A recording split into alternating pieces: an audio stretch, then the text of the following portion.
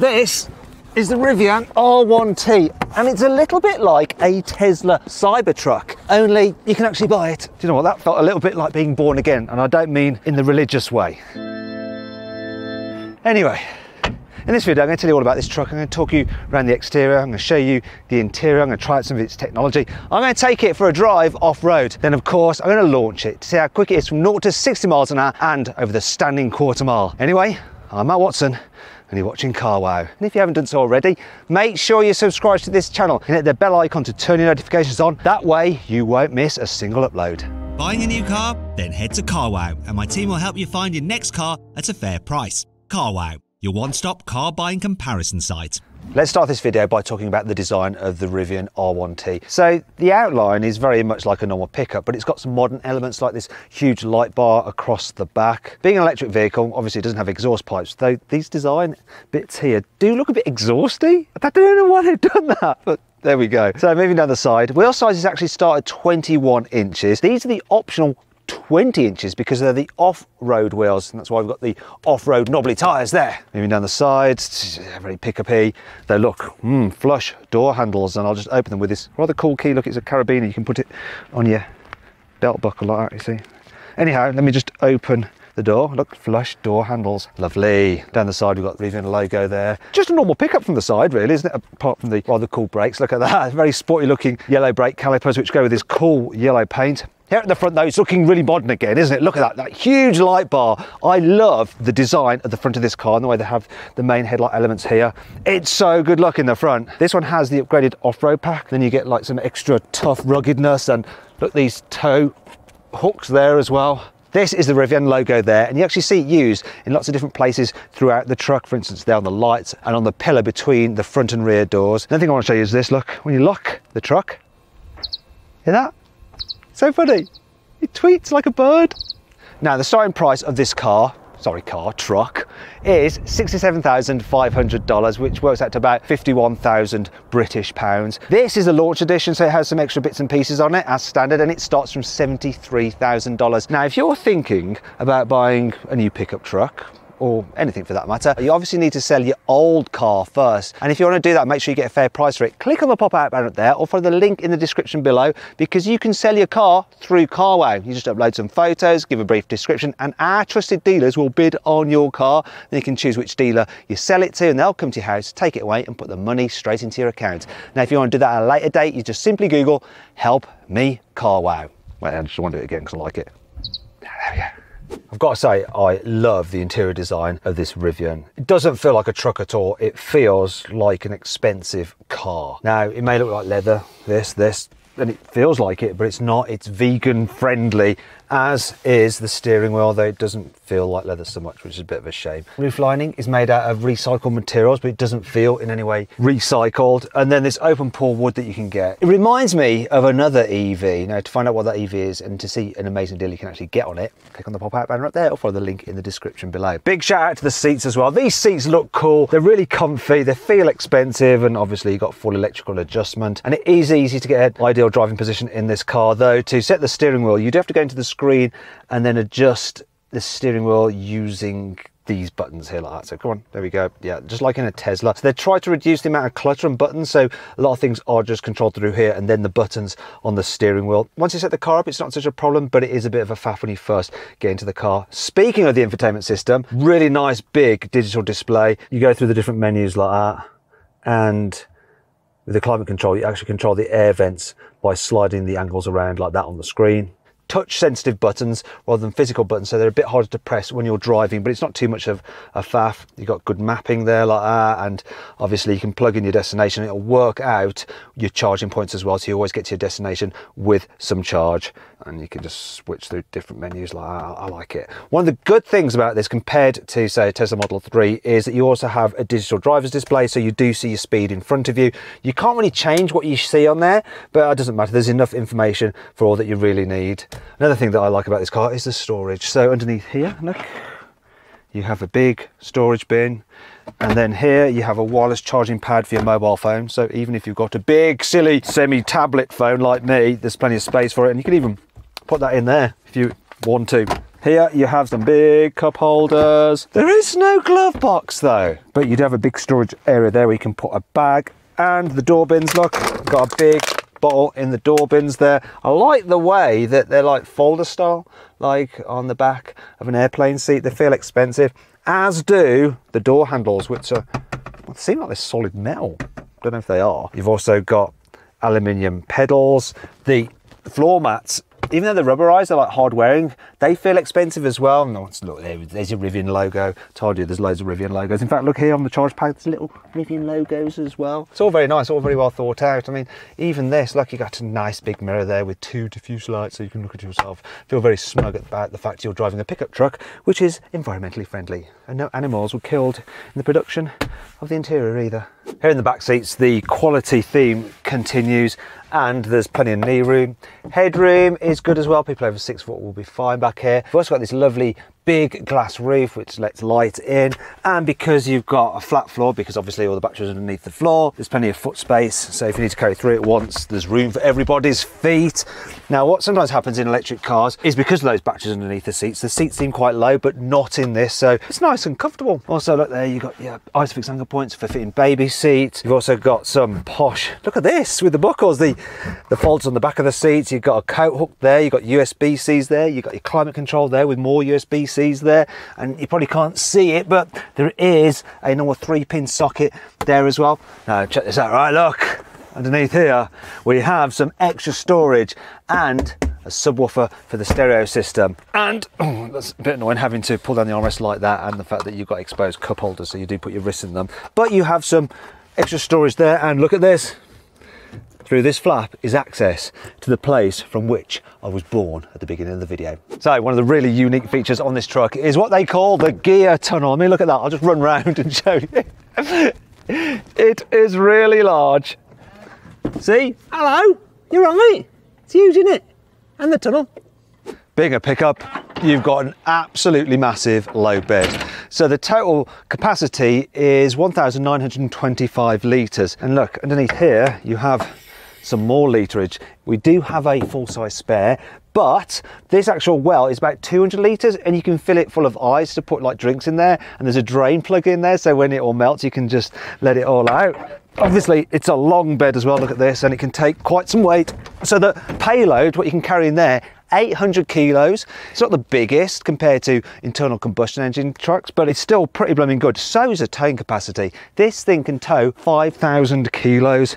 Now I want to show you something else. Just in here, there's a little insert there where you can put a special cable, so you can like attach it to whatever you're carrying in the back, such as a bike, a motorbike, a quad or something, and it's linked to the car's security system. So it has something similar to Tesla, like the Sentry system, which has cameras which records if someone like gets near to the vehicle or tries to fiddle with it. And with the gear guard wrapped through your motorbike or whatever, if someone tries to pull on it, it senses the pressure, and it'll actually alert you on your mobile phone so you can see what's going on. All very clever. Need more storage? Well, not a problem, look at this. Underneath the bonnet, you have a front boot with 330 litres of space, look.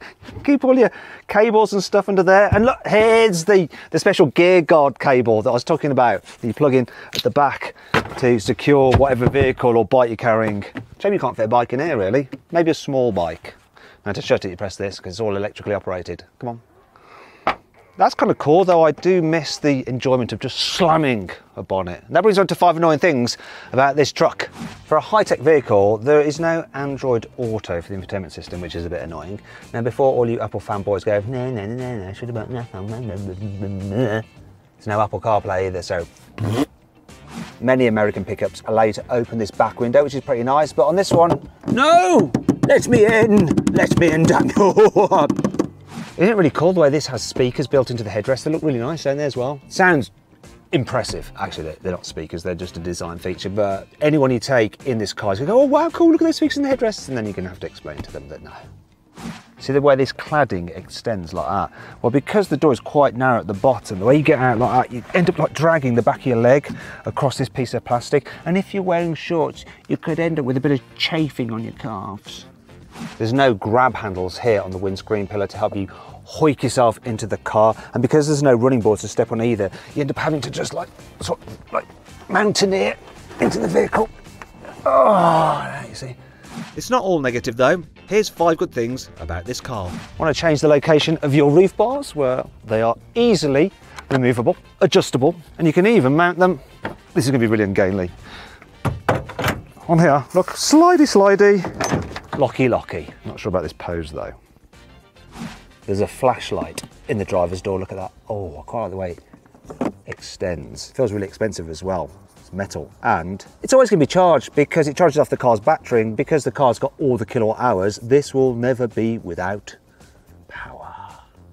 Want to go off-road? Well, you're going to have to ensure that your tyres are at the right settings, aren't you? So in here, you have a special high pressure hose, and you simply plug this into... They're handy, these watches. They interrupt you when you're doing pieces to camera. You plug that into there, and then you can set the pressure that you want, plug that into your tyres, and you can just set it for with your off-roading or on-roading. Ow, it's all going wrong and everything's beeping now. Here's a feature I absolutely love. Look at this. Underneath here is a removable Bluetooth speaker, which Rivian calls the camp speaker, because you can beam music from the car stereo from your phone and play it outside the car while you're camping. You can get a bunch of accessories for this Rivian, including a tent. You don't have to have the slightly aggressive German Shepherd. My particular favourite is this. It's called the camp kitchen. If I press this button, I can go into the gear tunnel, and my friend Joey here will show you exactly what you can have in here. Go on. So you pull this out and you've effectively got a very posh camping kitchen which runs off the car's battery system. In here we have an induction hob. Here is the sink area, and you've got a 4-gallon tank here. So look, there's a sink and there's your tap. Now in here, we've got the drawers with the pans. We've also got bowls and cups, and then utensils. It's all very cool. You all right, boy? You all right?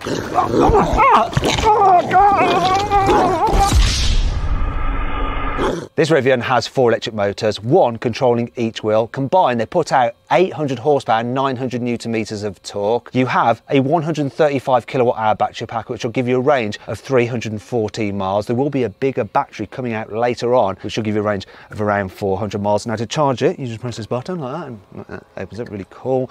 Now if you charge it on a fast DC charger, you can charge at a rate of around 200 kilowatts. That means you can charge from 0 to about 140 miles in just 20 minutes. Now obviously with such a big battery pack on board, this thing is quite heavy. It weighs over 3,100 kilos. How does that affect the braking?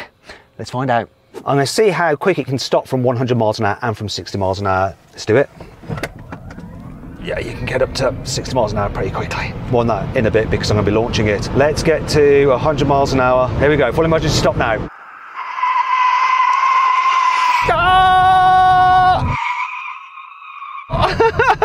I've got full regen on, full braking. How long did it take to stop? So this car stopped from 100 miles an hour in 117 meters, which is quite a lot, and from 60 in 43 meters. And before you say, oh wait, but you're going quicker than 100 miles an hour, this device only registers once I click over 100, and likewise with 60.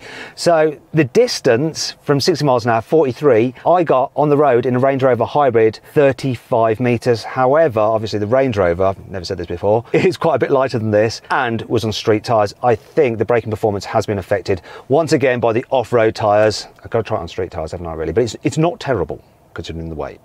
And now I'm going to drive it over a selection of bumps and ruts to check out the chassis articulation. So we've got fully independent suspension, obviously air suspension, hence it was able to increase its ride height. And we'll see what it's like at driving over these bits. I mean, this is easy. That's just a bit of a bush against the side of the car. I mean, that's not that extreme. This car could have done more than that. Probably looked about as spectacular as it felt. That was just too easy. What I'm going to do now is move the suspension into softer. Oh yeah, notice that. I want to press that rally button. In fact, I want to press the drift button, which gives you a sporty throttle response and handling, but it also disengages the stability control so you can slide it about on the dirt, but I'm not really supposed to do that today. Okay, so we've got some ruts here. Once again, this is just going to walk. There's no problem at all. And constant traction. Because you've got a motor controlling each wheel, there's no messing around with differentials. You don't have to fanny about with stability control, trying to like make up for the fact that you're losing traction from one wheel and prevent a wheel spinning away. The motor will control each wheel as it needs to, When you think about it, like electric power is just so good for off-roading, especially as well. There's no gearbox and you can control everything using your right foot. I have not touched the brakes at all. You just got total control over the vehicle. It really does make a lot of sense. The only downside, I guess, is the weight, because the lighter your vehicle is, generally it does help you with off-roading. It feels very stiff, actually, the chassis, which is also a good thing. You don't want it like bending and flexing much. You do get a good view out. In fact, it's easy to judge where the front of the car is. Also, do you know what? To prevent me like scratching this paintwork, which I do like, by the way, on any more bushes, I'm just going to go for the surround view camera there, and I can see where my wheels are. That's handy. Now we're starting to go downhill a little bit here, and this is where the one pedal drive really comes into its own. And as I'm going down the hill, I'm increasing in smugness because obviously I'm recharging the battery. Woo! This is like a roller coaster. Here we go. And yeah, it's taking me down slowly. That was really steady down there. There is no hill descent control, but then you don't need it. It's just the regen doing it. This is checking out the traction going up here, and I can control it just perfectly on the accelerator pedal. Funny thing is though, I know that if I floor it, I could literally get air over here because the acceleration on this thing is nuts. We'll find out more about that a bit later in this video when I launch it, because yes, I launch absolutely everything. One thing I've noticed is that I haven't felt the wheels slip at all. I have got knobbly tyres on this, but that's another thing about electric vehicles. They're so good at just managing the power so that they're always maintaining traction. So this obstacle here will just test the approach angle, the departure angle and the breakover angle. And if you like numbers, the approach angle on this car is 34 degrees, departure angle is 29 degrees and the breakover 26 degrees. And I'm going to test the approach now. Oh, yeah, it's fine. You can go up steeper than that. And the breakover, obviously with pickups, they can be a little bit long, so they are affected a little bit in terms of the breakover, but a 26 breakover is actually fairly decent. Right. That's pretty much the off-road course dealt with. Wasn't exactly hardcore, like to try this in something a little bit tougher, but sections were a little bit rutted and it just dealt with a piece of cake. Finally then, I'm going to launch the Rivian. So it's supposed to do 0 to 60 in 3 seconds flat, but will it? I'm going to find out. I've got my specialist timing gear up here, and seeing as I'm on a runway, I'm going to keep on going for the quarter mile. Anyway, all I'm going to do is just floor the throttle, see what happens. 3, 2, 1, go.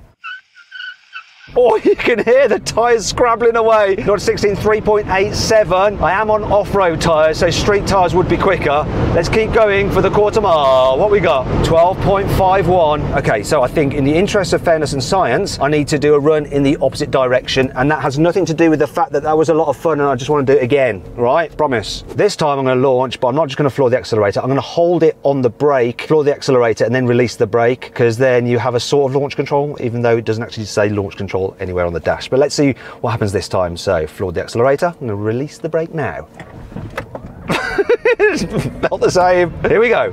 3.66, so it was slightly quicker. Let's keep on going. Quarter mile. 12.14. You know, that's similar speed to an Audi RS5, you know. And this is a lot heavier than an Audi RS5. Like normal road speeds, when you put your foot down, it just takes off. What you do notice is that at higher speeds, the power starts to tail off, but you're not really going to be experiencing that on the road unless you're in Germany and on the Autobahn. It's a quick truck. Now, one of the reasons I might be a little bit off that 0 to 60 time that Rivian claim is that they use foot rollout when they're measuring the 0 to 60 time, whereas I don't. I just do it straight from a standstill because that just seems the proper way to do it, really. I know Tesla did the same thing with the foot rollout. Better numbers, I guess.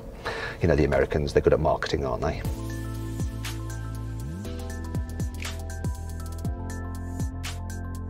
So then, what's my final verdict on the Rivian R1T? Should you avoid it? Should you consider it? Should you shortlist it? Or should you just go right ahead and buy it? Well, I think you should just go right ahead and buy the Rivian. I think it is a really luxurious, super cool, very fast electric truck. I hope you all enjoyed the video. If you did, give it a like. If you didn't, give it a dislike. Let me know some other videos you'd like to see in the comments below. Click on those windows for some more videos, and on that box there to go to Carwow for help selling your car.